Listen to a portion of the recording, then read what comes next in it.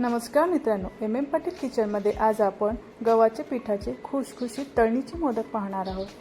हे मोदक खूपच खुसखुशीत झाले आहेत हे तुमच्या लक्षात आलंच असेल। चला तर रेसिपीला सुरुवात करूया। इथे मी 1 वाटी गव्हाचं पीठ घेतलं आहे आणि त्याच वाटीने मी बारीक रवा घेतला आहे। चवीनुसार मीठ घालून मिक्स करून घ्यायचं आहे। आता ह्यामध्ये आपल्याला कडकडीत तुपाचे मोहन घालायचे आहे। आपण पोहे खातो त्या छोट्या चम्मचने म्हणजे 4 चम्मच आपल्याला इथे तूप गरम करून घालायचं आहे। गरम असल्याने आपल्याला आधी चम्मचने मिक्स करून घ्यायचं आहे। मग कोमट झाले की हाताने चोळून चोळून लावायचं आहे।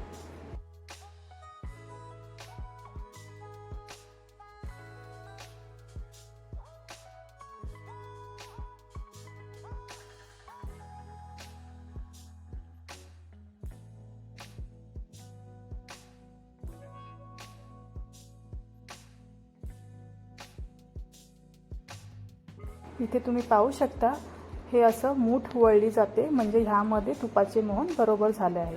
आता ह्यामध्ये आपल्याला थोडं थोडं पाणी घालून पीठ घट्टसर भिजवायचं आहे। आपण नेहमी चपातीसाठी कणिक भिजवतो त्यापेक्षा थोडंसं घट्टसर पीठ भिजवायचं आहे। पीठ भिजवण्यासाठी अर्धी वाटी मला पाणी इथे लागलं आहे। बघा अशी घट्टसर कणिक भिजवून झाली आहे। आता आपल्याला हे 1 तास झाकून ठेवायचं आहे। कढईमध्ये 1 चम्मच तूप घालून त्यामध्ये 2 वाटी किसलेला नारळ घालायचा आहे। व्यवस्थित परतून घ्यायचं आहे।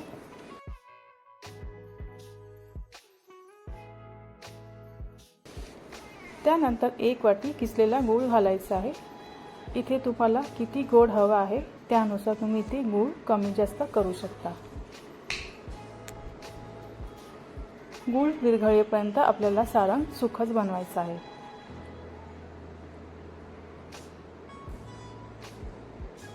इथे सारण तयार झालं आहे। आता ह्यामध्ये मी भाजलेली खसखस आणि थोडेसे तीळ घातले आहेत। त्यानंतर जायफळ आणि वेलची पूड घालायची आहे।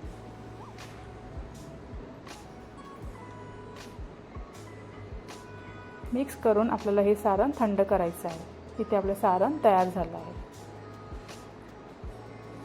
आता आपल्याला हे कणिक पुन्हा थोडंसं मळून छोटे छोटे पिठाचे गोळे करून घ्यायचे आहेत।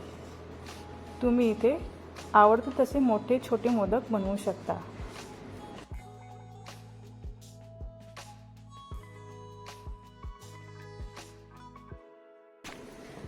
आता पुरी एवढी पुरी पातळ लाटायची आहे। जाड लाटली तर मोदक आपला आतून तळला गेला नाही तर मोदक मऊ पडू शकतो।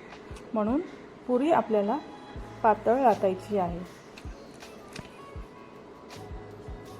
आता ह्यामध्ये मधोमध सारण भरायचं आहे।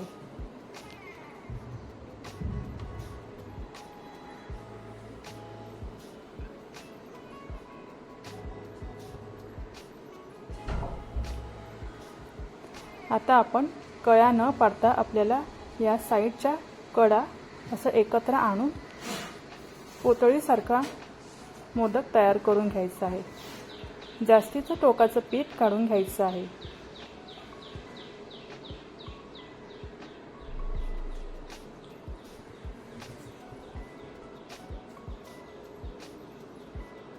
पुन्हा आपण दुसरा मोदक करून बघूया।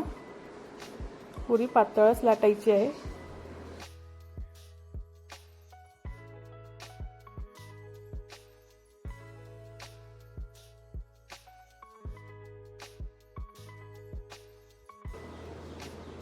आता ह्यामध्ये सारण भरून साईडच्या कडा आपल्याला एकत्र आणायचे आहेत।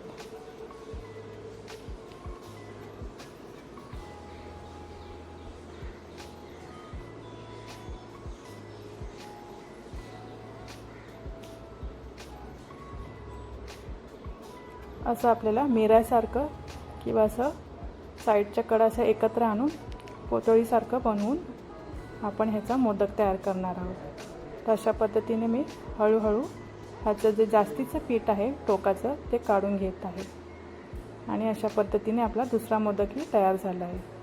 तर अशा पद्धतीने मी सर्व मोदक तयार करून घेत आहे।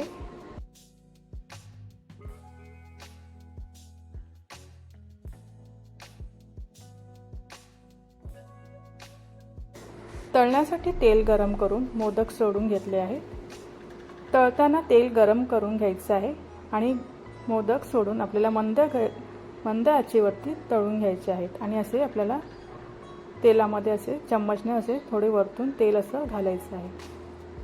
आपण इथे कमी तेल वापरलं आहे. जास्तीचं तेल वापरलं तर मोदक आपले जास्त तेलामध्ये तरंगत राहतात आणि ते सगळीकडून व्यवस्थित तळले जात नाही. तर इथे अशा प्रकारे आपल्याला सोनेरी गोल्डन होईपर्यंत तळून घ्यायचे आहे. तर इथे आपले मोदक तयार झाले आहे.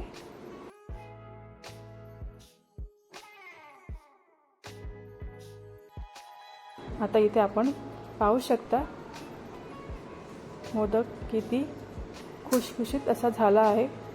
तुम्हाला आवाजावरून लक्षात आलं असेल. हे मोदक थंड झाले की घट्ट झाकणाच्या डब्यात भरून 10-12 दिवस चांगले राहतात. तुम्हाला गव्हाच्या पिठाचे खुशखुशीत तळणीचे मोदक आवडले असेल तर नक्की ट्राय करून बघा आणि चॅनलला लाईक, शेअर आणि सबस्क्राईब करायला विसरू नका. पुन्हा भेटूया नवीन रेसिपीमध्ये.